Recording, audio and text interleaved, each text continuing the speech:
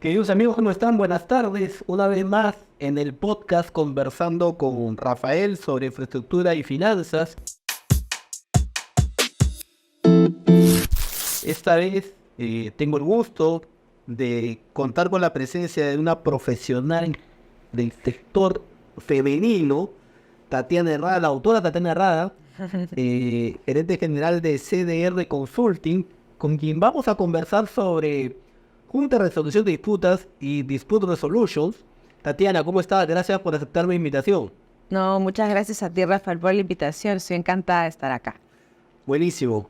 Tatiana, a ver, como te decía en off, no vamos a hablar de los refritos. Ya mucho se habla de JRDs y de Dispute Resolutions y vamos a darle contenido a nuestros seguidores.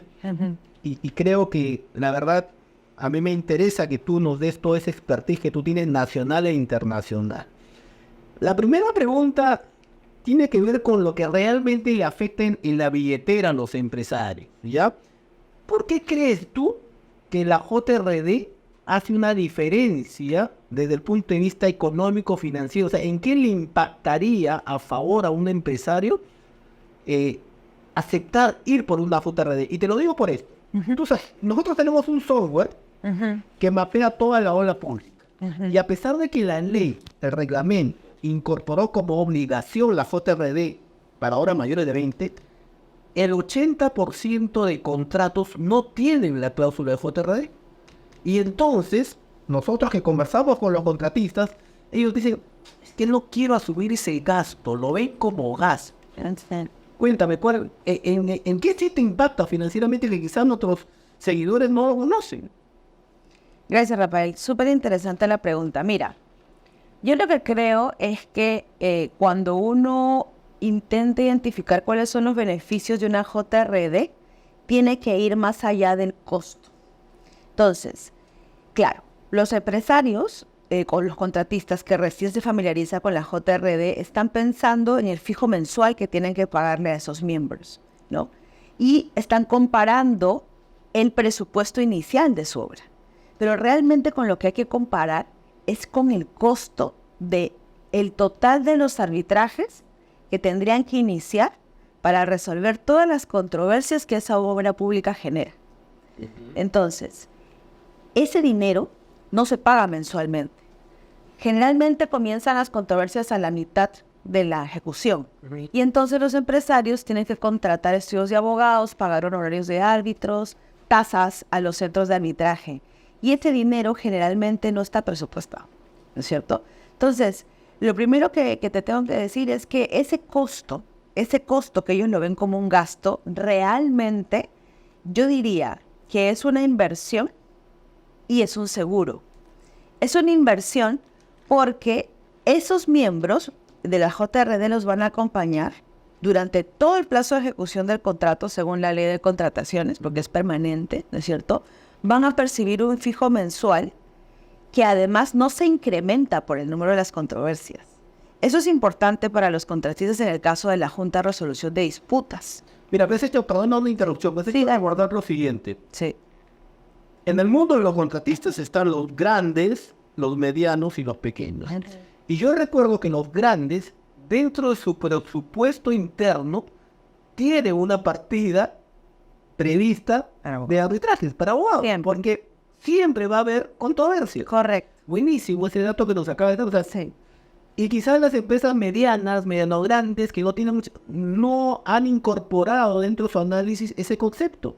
Pero tienen que incorporar, porque lo que pasa es que cuando tú no consideras esa partida, cuando elaboras tu oferta económica, lo que sucede es que esa plata la vas a coger de utilidad. Claro. Entonces es mucho más costoso.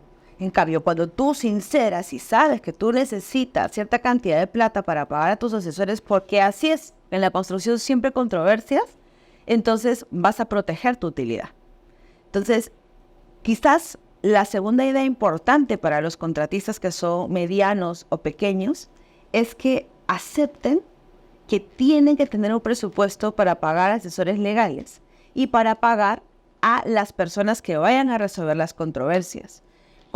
Y en este grupo de personas que pueden resolver esa controversia tenemos a los miembros de las JRD y tenemos a un tribunal arbitral.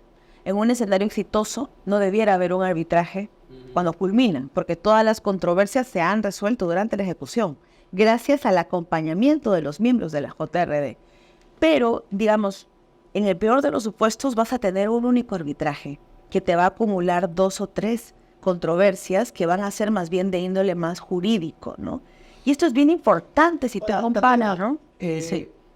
En lo poco que te sigo, porque también te sigo en tus redes, tú eres una persona que se ha capacitado y se capacita frecuentemente en el extranjero. Esta herramienta no es una novedad del Perú, es una herramienta que ya viene, la Dispute Resolution, la JRD, es espejo, ¿no? La JRD es más o menos espejo de la Dispute Resolution. O sea, esto ya está testeado, ya está probado que es una herramienta eficaz de prevención de controversias. Sí, totalmente. ¿Y hace cuánto tiempo se viene usando en el mundo? Interesante tu pregunta. Efectivamente, las JRD de la Ley de Contrataciones encuentran su origen en los Dispute Board. Los Dispute Board surgen en Estados Unidos a finales de los años 70. Wow. ¿Ya? Y surgen gracias a una investigación que hace un comité nacional de proyectos de tunelería. Es una entidad del gobierno americano. Concretamente pasaba que las obras públicas demoraban demasiado en culminarse y costaban mucho dinero. Entonces el objetivo era investigar qué es lo que hacía que se produjera esta situación. La conclusión fue que la relación tan conflictiva y tan tensa entre las partes generaba más controversias.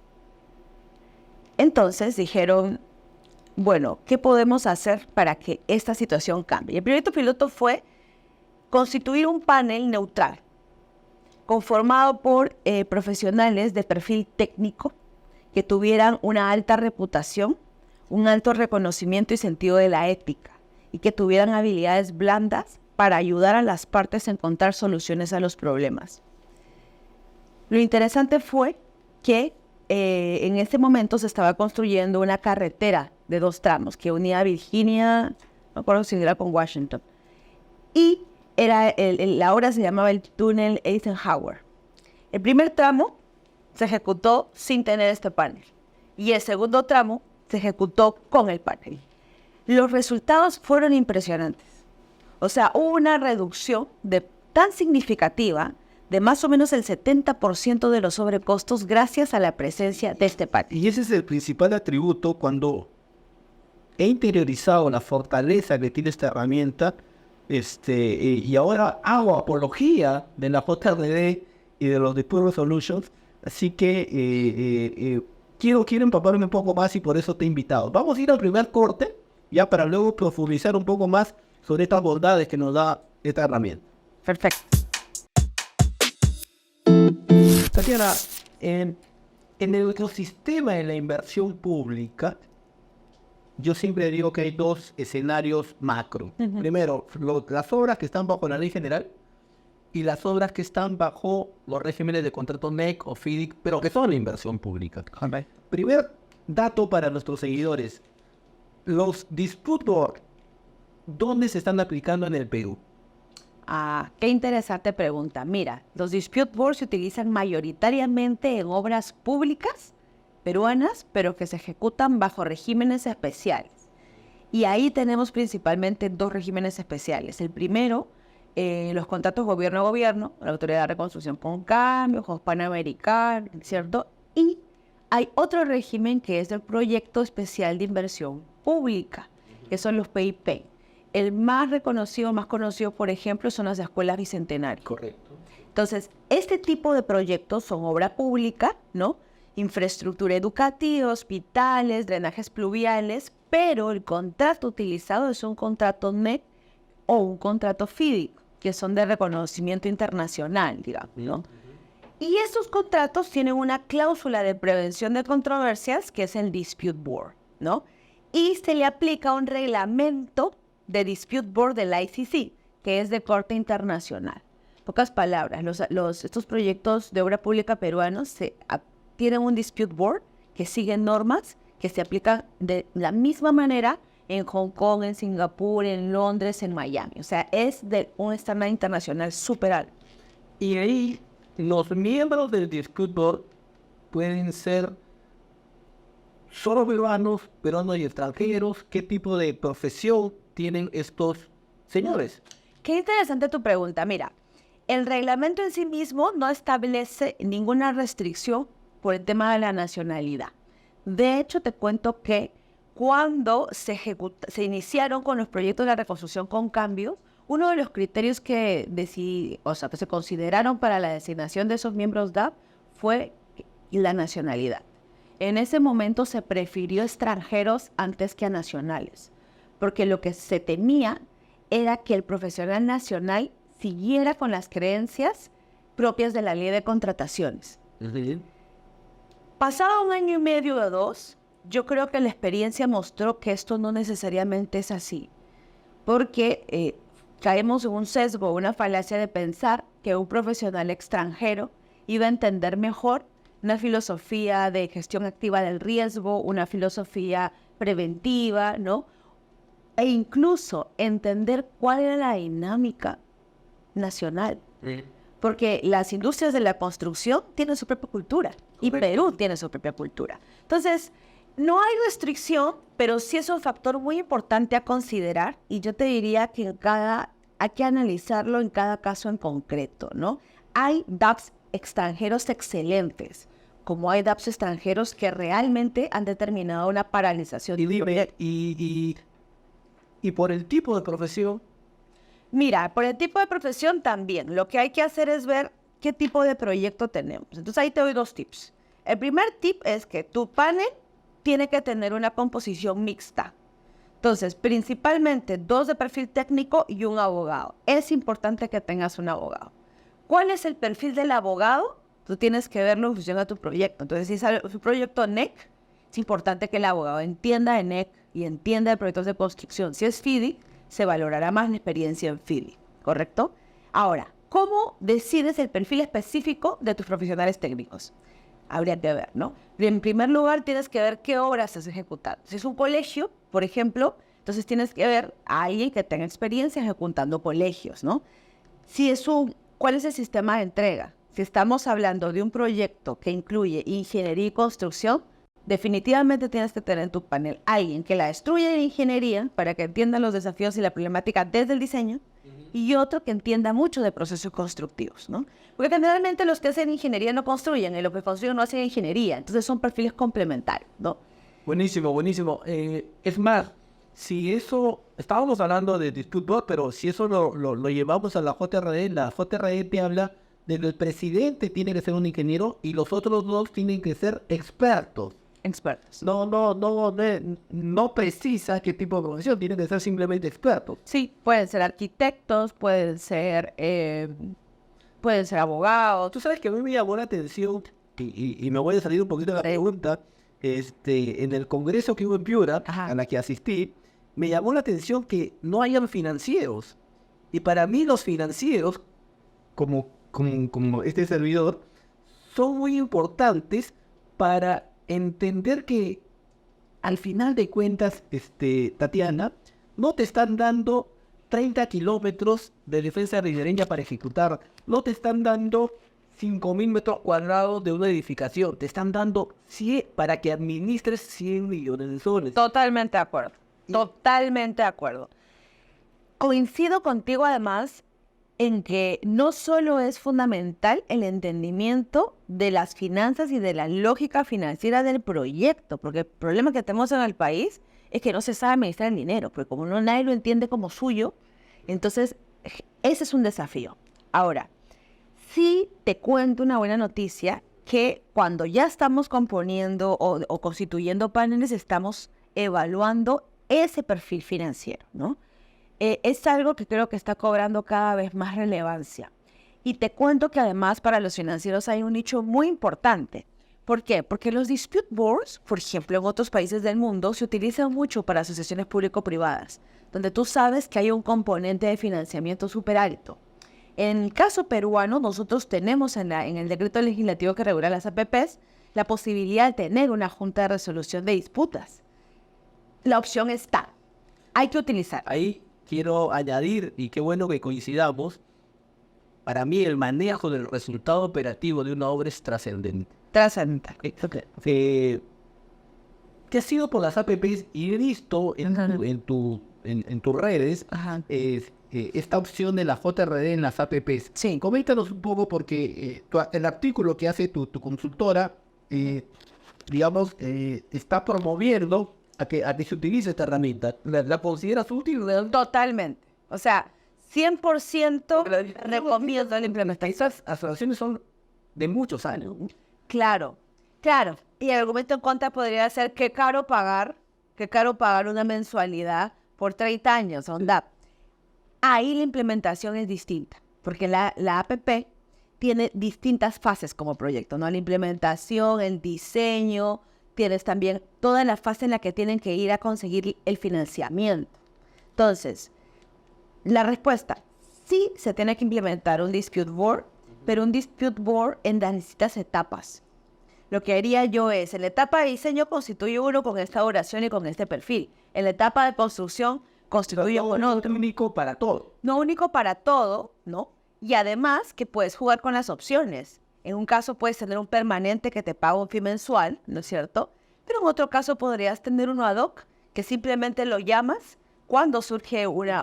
Si no me equivoco, Tatiana, tu artículo decía de que puede haber un panel financiero y otro panel técnico. Claro. Y sabes que ya funciona, o sea, la lógica ya existe hoy.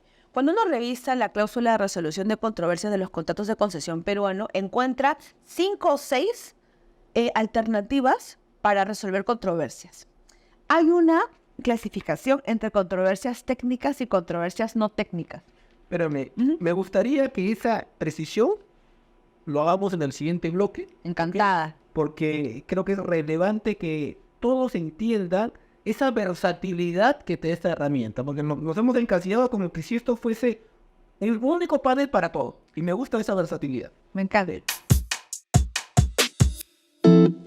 Tatiana, me gustaría que nos precises esa versatilidad que tiene la normativa de JRDs en las APPs, un poco para que vayamos haciendo apología de esta herramienta tan importante y el mercado comience a entender que hay mucho de apertura, hay mucho de acuerdo entre las partes. Coméntanos un poco, por favor.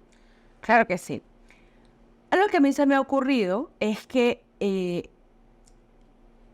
en las asociaciones público-privadas se puede constituir distintos y varios dispute boards durante la duración del proyecto y en función a las etapas y a las necesidades específicas. Entonces, como todos sabemos, una APP inicia desde una fase de diseño, ¿no? Tiene que hacer una búsqueda de financiamiento, pasa por la construcción, luego va la operación y el mantenimiento. Estas fases son distintas y las necesidades que tienen en cada una de estas fases también son distintas, con lo cual el perfil de los miembros del DAP que necesitas que te acompañe varían. Como tú decías en la sección anterior, qué importante es contar con alguien que sepa de finanzas y que entienda de este aspecto tan trascendental de los proyectos de infraestructura. En una etapa de financiamiento, en una etapa de bancarización, es fundamental pues, que tengas un experto de esa materia con el DAP, ¿correcto? Pero además, no solamente defines perfil según necesidades, sino que puedes definir el tipo del dispute board y el tipo del acompañamiento según presupuesto. Entonces, como saben, tenemos la opción de tener un dispute board permanente, que es aquella que le pagas una mensualidad y algunas tarifas horarias por visitas a la obra, por consultas, etc. Pero también tienes la otra opción, que es simplemente designar a tus miembros DAP y llamarlos ad hoc. ¿Qué significa? Que no les pagas una mensualidad y les pagas una tarifa horaria cuando lo necesitas. Esta idea de un dispute ad hoc puede no resultar útil en una obra pública pequeña y de una duración corta, ¿correcto? Porque puede ser más eficiente que te acompañe.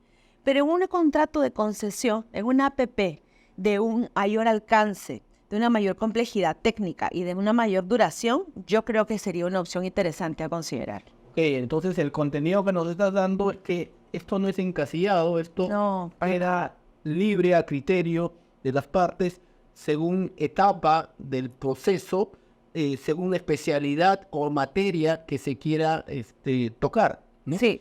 Ahora, un tema muy sensible, Tatiana, voy a tocar la vena. De la misma forma como el arbitraje hoy día es una institución madura, muchos ha corrido mucha agua bajo el puente, y ahora todos son especialistas en arbitraje, y también, lamentablemente, Tatiana, justos pagan por pecadores, el arbitraje se está utilizando para cosas incorrectas. ¿Qué atributos tiene que tener un miembro de un DAP o de una JRD? O sea, en tu experiencia, en tu engranaje, o sea, de lo que tú te nutres en el extranjero, porque no cualquiera puede ser adjudicador. Y resulta que ahora, que me perdonen algunos colegas, abogados, yo también soy abogado, pues se pintan como especialistas y no lo son, porque la obra no deja de ser un tema de ingeniería. Correcto, sí. Yo te diría 3 factores claves. El primero, que es el básico común, que tenga el perfil técnico o el perfil legal necesario. O sea, que el abogado conozca construcción y no es societario, porque estamos hablando de una construcción, ¿no? Y que los ingenieros sepan de eso específico que van a ver. Si se trata de un proyecto de irrigación, que hayan visto antes un proyecto de irrigación, ¿no es cierto? Si estamos hablando de diseño, que tenga experiencia diseñando, ¿ok? Pero esto es la regla básica mínima. La segunda regla es que, y esto sí es crucial, que tenga habilidades blandas. ¿Qué significa eso? Que sepa utilizar distintos recursos para lograr acercar posiciones de las partes, porque esto de los dispute board es bastante sencillo, se trata de prevenir. ¿Y qué es prevenir? Se trata de resolver el problema ahí cuando surge, evitar que escale hasta que te convierta en una controversia, en una disputa y que luego termine en un arbitraje, ¿no? ¿De qué se trata? De resolver rápido para que el proyecto no se dañe, no se interrumpa. Tatiana, mira, voy a ser totalmente transparente. Cuando me hablas de habilidades blandas, yo te entiendo carisma, paciencia, comprensión. ¿Estoy bien? ¿De qué estás hablando? Porque para mí es un tema esencialmente de habilidad dura, para mí, ¿no? Mira, yo sí considero que es importante las habilidades blandas, pero con este tipo de competencias. Por ejemplo, la capacidad de poder gestionar las emociones de las partes. Eso no es fácil, porque tienes partes que están estresadas. Llegan un momento en que la tensión es muy alta y lo que hay que saber hacer es bajar la tensión para que las partes se puedan escuchar, porque si no hay una escucha activa, no hay manera de acercar posiciones y no hay manera de resolver problemas. Eso va más allá del carisma.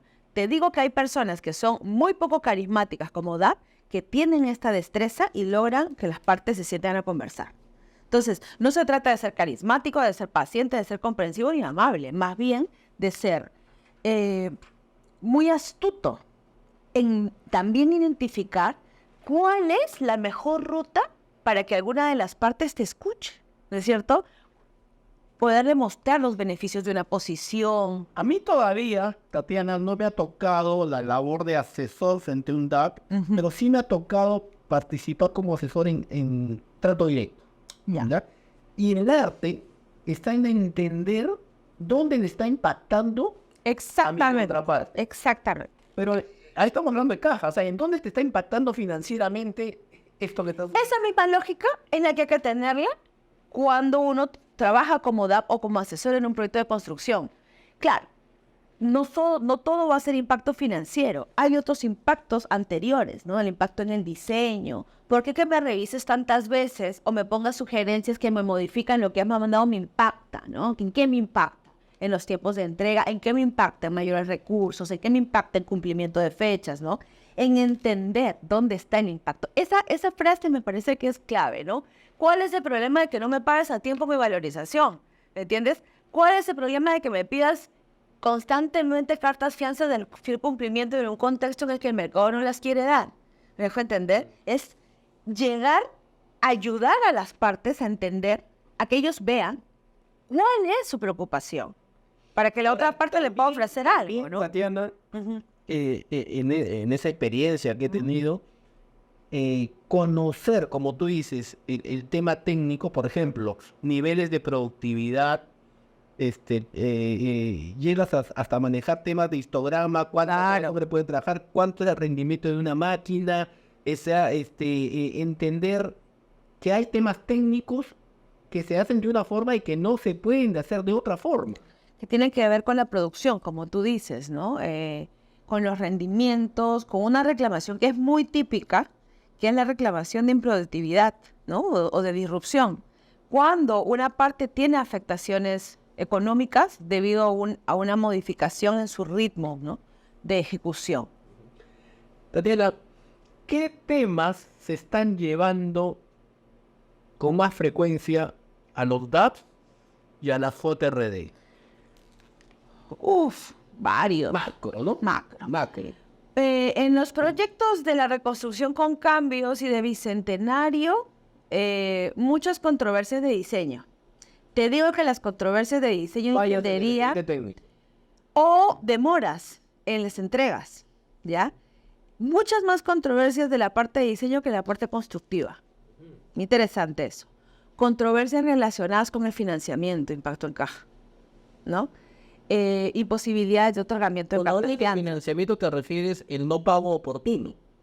No solo eso. En el caso de varios de los proyectos de la reconstrucción con cambios, tienen un esquema en el que el proyecto se inicia con un presupuesto estimado porque se prevé una variación, ¿correcto? Entonces, eso hace que cuando ya se termina el diseño y se tiene una variación cierta, el adelanto recibido inicialmente sea insuficiente. Entonces ahí comienzan las controversias, necesito 2 o 3 adelantos más, cuando me lo pagas, pero el contrato no lo dice, yo estoy en la obligación de pagártelo o no. Entonces, en este tipo de proyectos hay muchas controversias por ese... Vamos a profundizar esos temas que se están discutiendo actualmente en el último corte. Ajá. Así que vamos a hacer un stop a este blog. Tatiana, nos quedamos en aquellas materias que se están tratando más en los dispute boards y en la JRD. Ya me va quedando más claro que en la JRD, digamos, están mucho más encasillada, es obligatoria, ¿ok? Y estamos en un proceso de aprendizaje. Pero ¿qué materias son las que tú más se están tocando más en estos dispute boards y JRDs? Bueno, principalmente en la reconstrucción con cambio, controversias de ingeniería, controversias de financiamiento, pagos de adelantos posteriores al primero, costos desestimados o costos no reconocidos, y también muchos incumplimientos contractuales, ¿no? De tipo técnico, de fechas claves, ¿no? Es decir, las típicas de las demoras, ¿no? Si yo debí entregarte en la fecha que está el contrato. La verdad es que esas son las principales controversias de manera transversal en los dispute board, y me atrevo a decir que en la Junta de Resolución de Disputas también, ¿no? Principalmente demoras. Si la entidad debe penalizar o no, porque el contratista no cumplió con la fecha parcial o la seccional, ¿no es cierto? Y si se le debe penalizar, porque esa penalización te puede llevar a una resolución de pleno derecho, ejecución de fianzas, a quedarte con un fondo de retención o de garantía, ¿no? Principalmente demoras, ¿ah? Demoras y todas las implicancias de controversias de demora. La fortaleza de esta herramienta es que sus decisiones son vinculantes, ¿no? Sí, pero no todas las decisiones son. Eso es bien interesante. La fortaleza es que cuando las partes someten a decisión de la JR o el DAP, esa decisión es de cumplimiento obligatorio. Estés o no estés de acuerdo y no se puede suspender. ¿De acuerdo? Pero no es final. ¿Y qué significa que no es final? Que si uno activa un arbitraje, puede quedar sin efecto si es que gana ese arbitraje, pero tiene que hacerse con posterioridad, ¿correcto? Pero también existen otro tipo de intervención de los miembros de la JRD y de los miembros del DAP, que es ejercer una función consultiva. Y estas opiniones son eso, son opiniones y no tienen carácter vinculante. Entonces, realmente tienen distintos tipos de intervención para que las partes decidan qué es lo que necesitan en cada situación. Un tema sensible que lo tocaron también en el Congreso en Piura fue el tema de las decisiones provisionales o las decisiones temporales. Lo que sería una cautelar. ¿Qué opinas de eso? ¿Y cómo se viene madurando esta idea de que una JRD, un dispute board pueda dar una medida de ese tipo? Y coméntanos si tiene la misma robustez que sí tiene una cautelar en un arbitraje. Ah, qué interesante pregunta. Mira, se utilizan mucho las medidas provisionales en ambos casos, en Dispute Board y en JRD. Es muy eficaz. ¿Por qué es muy eficaz? Porque no tienes esa rigurosidad de cumplimiento de los requisitos que tendrías que cumplir en el caso de una medida cautelar ante el Poder Judicial, algo que te lo tiene que otorgar el juez. Entonces, la cantidad de medidas cautelares o provisionales que puedes presentar es más amplia y básicamente están orientadas a que el DAP ponga freno cuando alguna de las partes quiere tomar una decisión que ponga en riesgo la culminación del proyecto, ¿ya? Eso es lo fundamental. Pero tiene sus diferencias, naturalmente, ¿no? Porque como uno sabe, los miembros de la JR, los Dispute Board, no tienen facultades jurisdiccionales como las tiene un juez. En el caso de los árbitros, por ejemplo, se sabe que no tienen facultades jurisdiccionales y su competencia nace expresamente del acuerdo de las partes. En ese sentido, se podría decir que los DAPs, las JRDs y los árbitros tienen facultades y tienen poder por la voluntad de las partes, ¿correcto? Pero cuando uno lo ve desde la arista de la ejecución, no es lo mismo tener una medida cautelar dada por un juez o por un árbitro de cara a la ejecución, de cara a ir a buscar auxilio judicial. Pero en mi experiencia no he visto que haya sido necesario recurrir a auxilio judicial para que se cumplan. Y eso es bien importante, porque hay mucho respeto a lo que ordena el DAP. Y hay respeto también porque el contrato establece que esa inobservancia es considerado un incumplimiento contractual grave y puede dar lugar a una resolución del contrato. Entonces, aunque no tengan estas competencias de si es jurisdiccional o no es jurisdiccional, se han blindado, se han regulado candados para que sean efectivas. Y es ahí donde cobra mucha importancia la designación adecuada de los integrantes. Fundamental. Que tiene que haber confianza. Tiene que haber confianza. ¿No? Tiene que haber confianza. Y yo creo que también sería honesto de cara a los miembros que cuando vean que esa relación de confianza esté quebrada, den un paso al costado. Porque realmente ellos se deben al proyecto. Y el proyecto requiere un DAP y un JRD que ayude a resolver controversias y que piense en la continuidad de un proyecto. Tener un miembro DAP o una JRD que no tenga esa claridad en el objetivo realmente puede generar mucho más daño que incluso un proyecto que no cuente con este mecanismo. Entonces, sí es bien importante que las partes tengan especial cuidado cuando designan a sus miembros DAPs, ¿no? Interesante, muy interesante. Tatiana, mira, me gustaría en este último bloque que también nos comentes qué es lo que hacen ustedes a través de tu consultora CDR Consulting, ¿no? Para que todos nuestros seguidores y oyentes puedan conocerte un poco más y también seguirte. Claro que sí, con mucho gusto.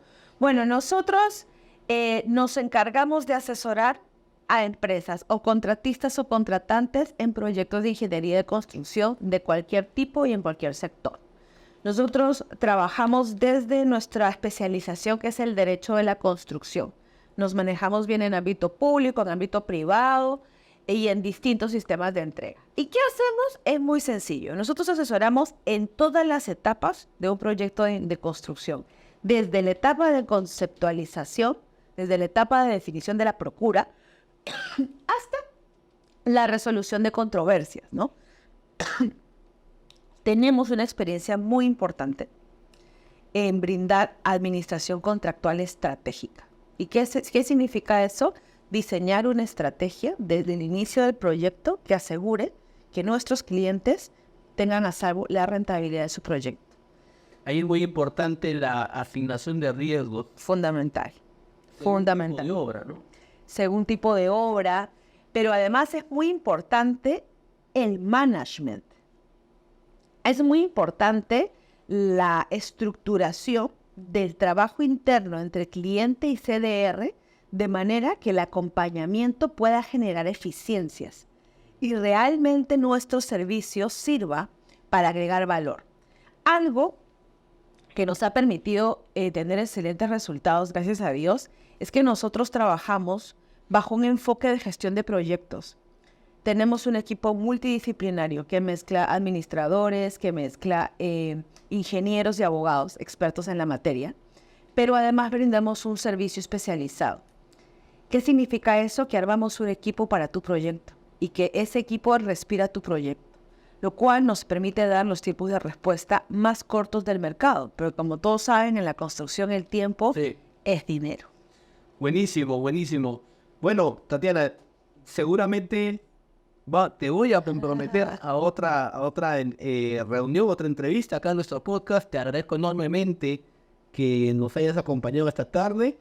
Y a todos nuestros oyentes les decimos que por favor visiten nuestra página web www.ait.com.pe y todas nuestras redes sociales como AIT Capital, donde siempre encontrarán contenido trascendente sobre infraestructura y finanzas. Hasta una próxima oportunidad y nuevamente muchas gracias, Tatiana. Gracias a ti, Rafael, por la invitación.